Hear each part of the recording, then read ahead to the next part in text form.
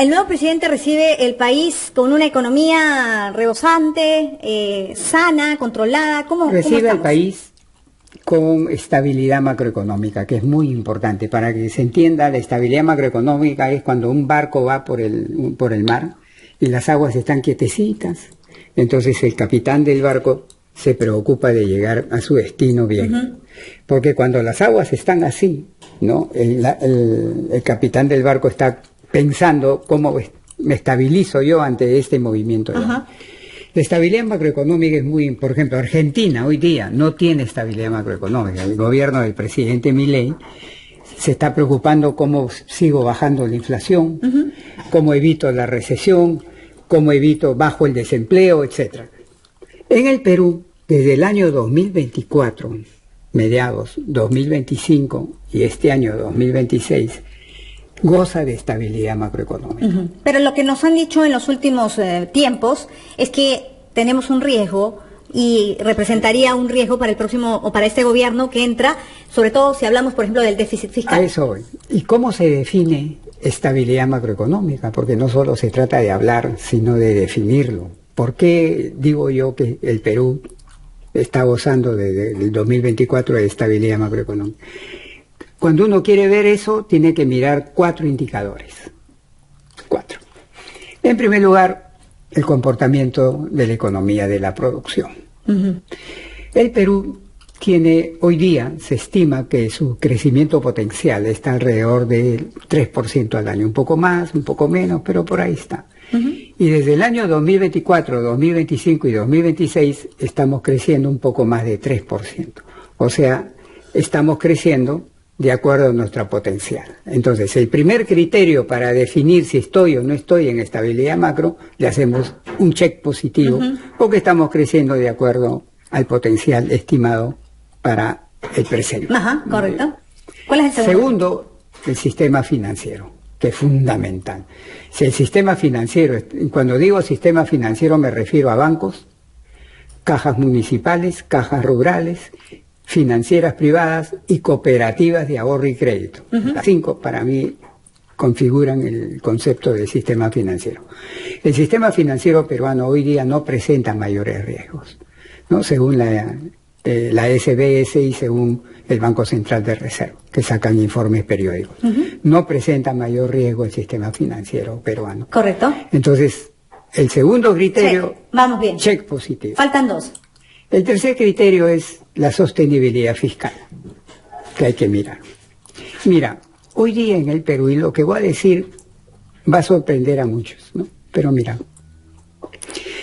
así como en un semáforo tenemos luz roja, luz ámbar y luz verde, ¿no?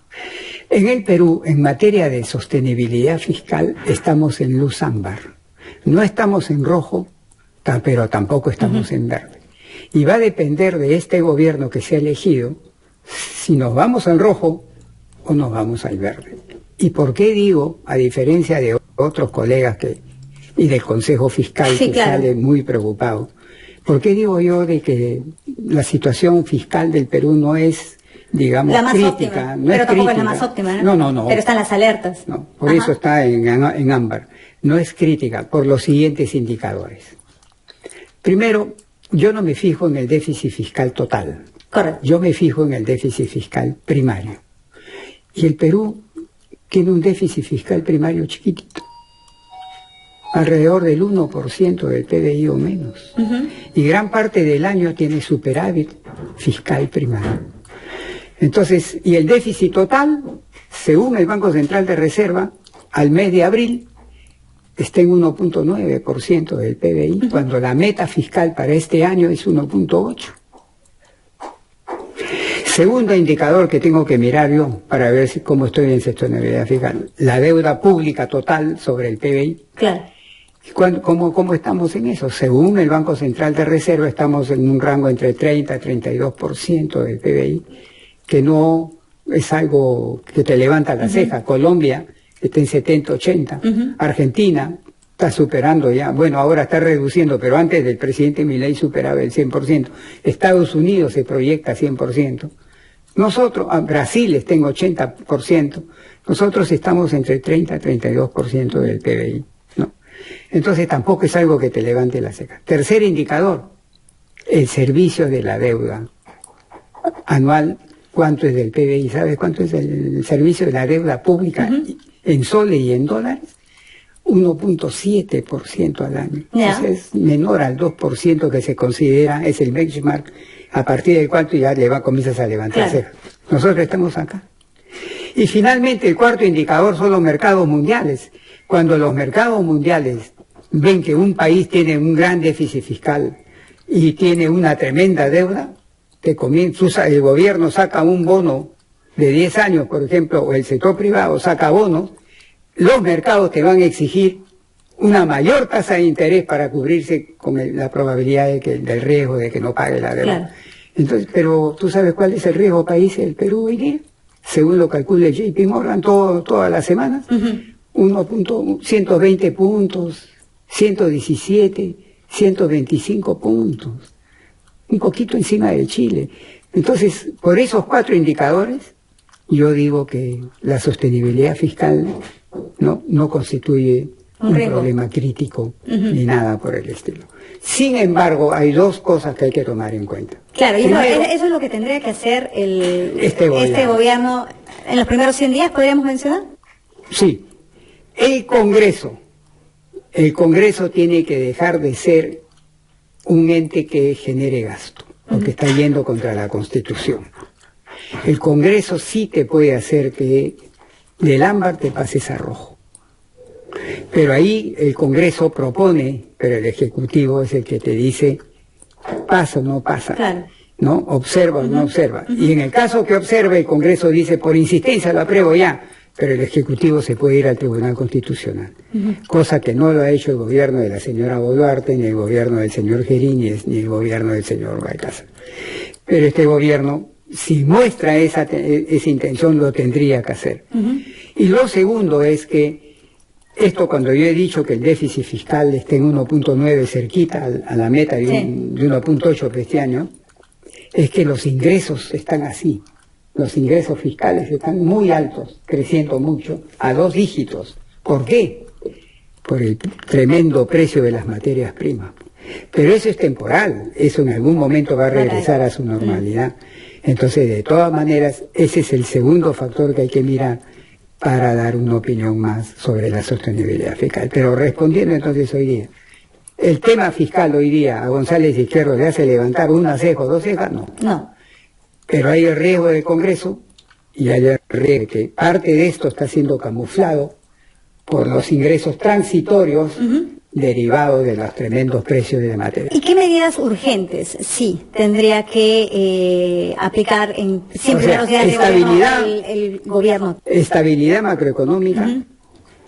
Perdón, ese era el tercer criterio de la sostenibilidad fiscal. El cuarto sí es la inflación. En la inflación sí ya estamos superando el 4%. Cuando la inflación normal del Perú, fijada por el Banco Central, es 2% al año. 2. Pero, como en economía no es una ciencia exacta, se dice un puntito para arriba, un puntito para abajo por cerca. Pero el puntito para arriba es un máximo de 3, y ya estamos encima de 3. Entonces, en materia de inflación sí estaríamos preocupados. Pero la preocupación, desde mi punto de vista, no debe ser en exceso. ¿Por qué?